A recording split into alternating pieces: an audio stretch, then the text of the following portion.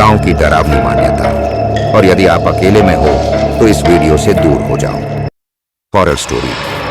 मुझे नहीं पता कि आप भूत प्रेत पर विश्वास करते हो या नहीं, लेकिन मैं मानता हूं क्योंकि यह स्टोरी एक ऐसे व्यक्ति की है जो आप सुनोगे तो आपके पैरों तले जमीन सरक जाएगी। यहां स्टोरी एक लड़के की है जो एक श्मशान गांव में रहता था और उस गांव में चारों तरफ कब्रिस्तान और बीच में उस व्यक्ति का घर।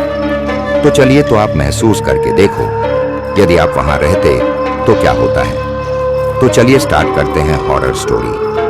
गांव में यह मान्यता थी कि हर चंद्र ग्रहण की रात एक रहस्यमयी आत्मा जाग उठती है जो अज्ञात कारणों से गांव के लोगों को अपना शिकार बनाती है। कहते हैं कि जिसने भी इस आत्मा को देखने की कोशिश की वह या तो गायब हो गया या फिर पागल हो गया। गांव के बुजुर्ग इस रात को दरवाजे बंद कर लेते, खिड़कियों पर काले कपड़े लटका देते और किसी को भी बाहर जाने से मना करते। लेकिन आज के जमाने के युवाओं को इन सब बातों पर विश्वास नहीं था। रोहित, अर्जुन, समीर और विक्रम गांव के 4 दोस्त थे जो हमेशा एडवेंचर के लिए तैयार रहते थे। जब उन्हें चंद्र ग्रहण की रात वाले डरावने किस्सों के बारे में पता चला तो उन्होंने इसे एक चुनौती की तरह लिया। क्या मजाक है? क्या आत्माएं सच में होती हैं? रोहित हंसते हुए बोला, बिल्कुल नहीं। चलो आज रात उस पुराने मंदिर में चलते हैं, देखते हैं कि वहां क्या होता है। विक्रम ने सुझाव दिया। उनकी योजना सुनकर गांव के बुजुर्गों ने उन्हें रोकने की कोशिश की, लेकिन वे चारों जिद पर अड़े रहे। आखिरकार रात 11 बजे वे गांव से बाहर उस पुराने सुनसान मंदिर की ओर चल पड़े। रहस्यमयी मंदिर की ओर सफर। मंदिर गांव से करीब 1 मील दूर एक वीरान इलाके में स्थित था। उस तक पहुंचने के लिए एक घना जंगल पार करना पड़ता था, जहां हमेशा अजीब अजीब आवाजें सुनाई देती थीं। रास्ते में समीर को लगा कि कोई उनके पीछे पीछे चल रहा है। क्या तुमने कुछ सुना? उसने घबरा कर पूछा। तू हमेशा डरता रहता है, कुछ नहीं है, अर्जुन हंसकर बोला। लेकिन कुछ देर बाद विक्रम को भी लगा कि पास की झाड़ियों में कोई हलचल हुई थी। उसने टॉर्च उस ओर घुमाई, लेकिन कुछ नहीं देखा। फिर भी वे सभी हिम्मत जुटाकर आगे बढ़ते गए। जैसे ही वे मंदिर के पास पहुंचे, अचानक बहुत ठंडी हो गई। मंदिर की दीवारें टूटी फूटी थीं और चारों ओर घुप अंधेरा था। उन्होंने मंदिर का भारी लकड़ी का दरवाजा खोला और जैसे ही अंदर दाखिल हुए, एक अजीब सी बदबू उनके नथुनों में भर गई। मंदिर के अंदर बहुत पुरानी मूर्तियां और दीवारों पर अजीब से चित्र बने हुए थे। ऐसा लग रहा था जैसे कोई उन्हें घूर रहा हो। देखो, यह क्या लिखा है? समीर ने एक पुरानी दीवार पर उकेरी गई इबारत की ओर इशारा किया। वहां लिखा था, जो इस मंदिर में चंद्र ग्रहण की रात आएगा वह कभी वापस नहीं जा सकेगा। अचानक मंदिर के घंटे बिना किसी कारण जोर जोर से बजने लगे। चारों दोस्त घबरा गए और इधर उधर देखने लगे।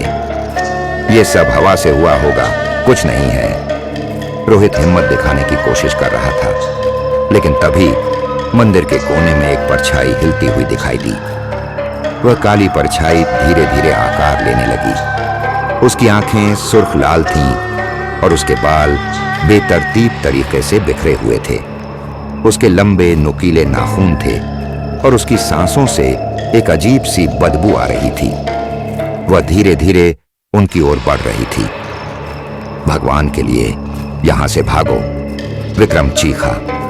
वे सभी दरवाजे की ओर दौड़े, लेकिन दरवाजा अपने आप जोर से बंद हो गया। अब चारों दोस्त बुरी तरह फंस चुके थे।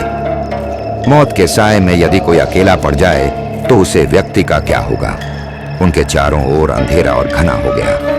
हवा में किसी स्त्री की करुण चीखें गूंजने लगीं। तुमने मेरी शांति भंग की है, अब तुम्हें इसकी सजा मिलेगी।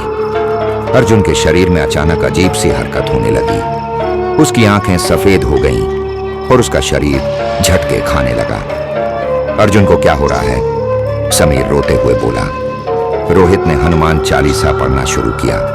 तभी अर्जुन जोर से चीखते हुए हरे से हवा में उठ गया और मंदिर की दीवार से जा टकराया। उसके शरीर पर गहरे खरोंचों के निशान बन गए। विक्रम और समीर मंदिर के फर्श पर गिर पड़े और उनकी आंखों के सामने वह काली परछाई और भी भयानक रूप ले चुकी थी। तुम्हें मुझसे बचने का कोई रास्ता नहीं मिलेगा, वह डरावनी आवाज गूंजी। रोहित ने जोर से चिल्लाकर कहा, भगवान की शक्ति सबसे बड़ी होती है। तभी एक अदृश्य शक्ति ने मंदिर के दरवाजे को झटके से खोल दिया। बिना कुछ सोचे वे चारों दौड़ते हुए बाहर निकले। पीछे से मंदिर की घंटियां और भी जोर से बजने लगीं और हवा में एक भयंकर चीख गूंज उठी। चारों भागते हुए गांव की ओर लौटे। जब वे गांव पहुंचे तो सुबह की पहली किरणें फूट रही थीं, लेकिन अर्जुन की हालत बहुत खराब हो चुकी थी। वह बेहोश था और उसके शरीर पर अब भी खरोंचों के ताजा निशान थे। गांव के पुजारी को बुलाया गया, जिसने बताया कि वे एक प्रेत आत्मा के प्रभाव में आ चुके थे। उस रात के बाद चारों दोस्तों की जिंदगी हमेशा के लिए बदल गई। अर्जुन महीनों तक बीमार रहा और कभी भी पूरी तरह ठीक नहीं हो पाया। रोहित, समीर और विक्रम ने फिर कभी उस मंदिर की ओर जाने की हिम्मत नहीं की। गांव के बुजुर्गों की बातें अब उन्हें अंधविश्वास नहीं लगती थीं। वे समझ चुके थे कि कुछ शक्तियां इंसान के बस से बाहर होती हैं, और तब से हर चंद्र ग्रहण की रात गांव के लोग अपने दरवाजे बंद कर लेते हैं, क्योंकि उन्हें पता चल चुका था कि वह आत्मा अब भी उस मंदिर में भटक रही है, शिकार की तलाश में। ऐसे ही हॉरर स्टोरी सुनने के लिए हमारे चैनल को सब्सक्राइब करें और कमेंट करना मत भूलना। सूरज हॉरर स्टोरी सब्सक्राइब नाउ। मिलते हैं अगले वीडियो पर।